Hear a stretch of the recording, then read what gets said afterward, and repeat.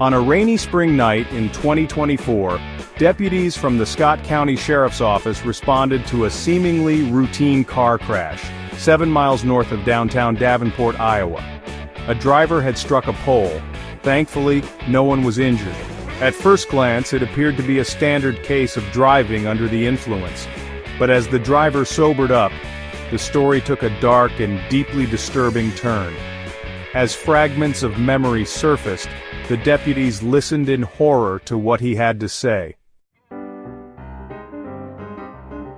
Hi, I'm your name, and welcome to True Crime Stories. Today we're heading to Iowa, where what started as a simple DUI call quickly unraveled into something far more sinister.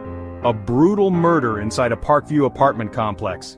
No one can say for sure what happened within those walls on that fateful night. But prosecutors believe the accused left just enough clues to piece the story together. Let's take a closer look.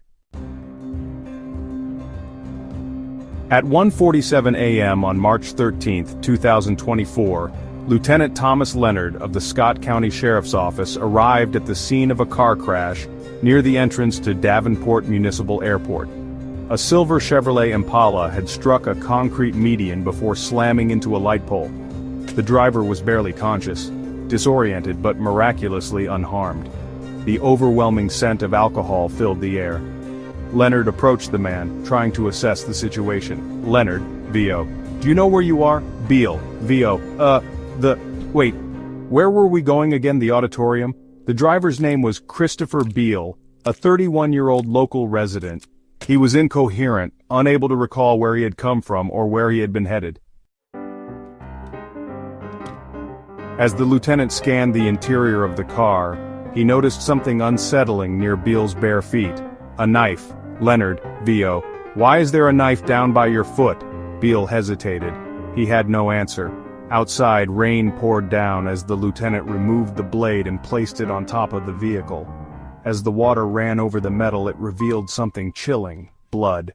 But it wasn't just Beal's. As deputies ran Beal's vehicle registration, they traced it back to his residence at Crestview Apartments in Parkview.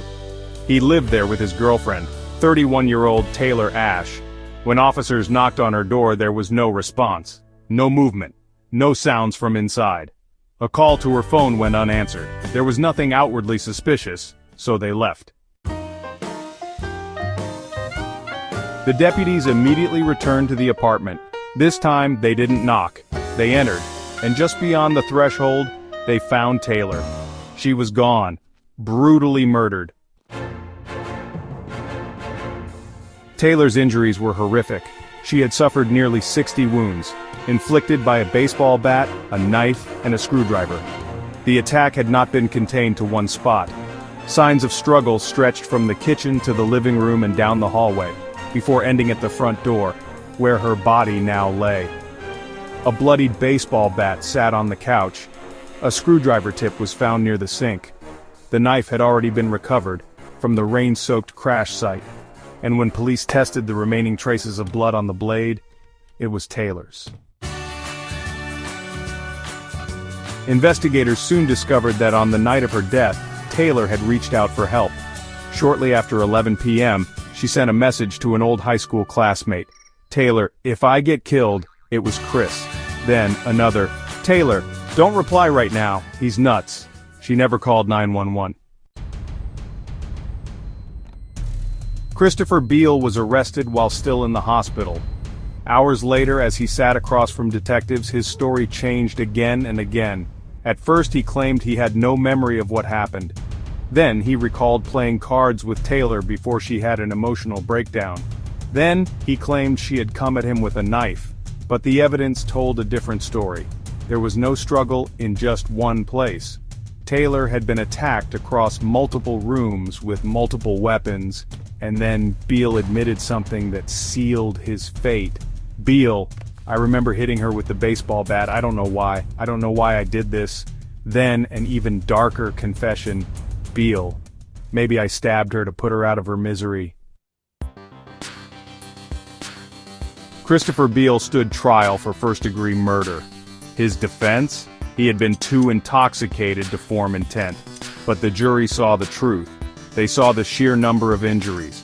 They saw the evidence of Taylor trying to escape.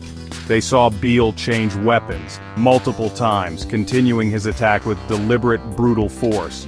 And after less than 2 hours of deliberation, they returned with their verdict. Guilty, first-degree murder. The mandatory sentence, life in prison. No possibility of parole. Taylor's family would never get her back, but they got justice. That was the tragic case of Taylor Ashe. Thank you for joining me.